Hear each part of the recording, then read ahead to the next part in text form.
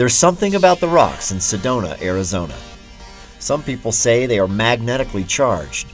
They hold power, energy, that you can find an energy epicenter called a vortex and tap into it. One sure way to feel something is to hit up the trails. The place is surrounded by single track. We've got trails that rank the best in the world, but the ability to get to them and to connect them is probably the most unique feature. Bike and Bean is a hub of a blazing trail scene. It's pretty rugged. People call it cross-country, so it's kind of flowy but very chunky, and it's as technical as you want it, and a couple of beginner trails, a lot of solid intermediate with advanced spots riding. We've got everything from that to near-death experiences if you want them. Sedona has been a secret stash for decades, but now the secret is out. It's just been an amazing boom in the last 5 years. Will Gertz runs Sedona Destination Adventures and leads travelers on dramatic excursions. He says when people show up, they're caught off guard. Oh, when they first see the place, they're probably a little shocked because it's so scenic and beautiful. And you just can't have a bad time. There's no bad trails here, so put those together and you got a great mix. It's a place where mountain bikers gather when the trails are buried up north.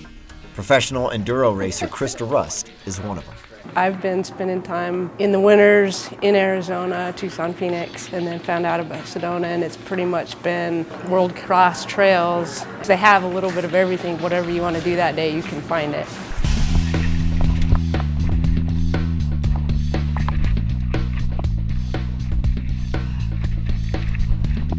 Like surfers drawn to ocean storms, mountain bikers flock to Sedona every spring.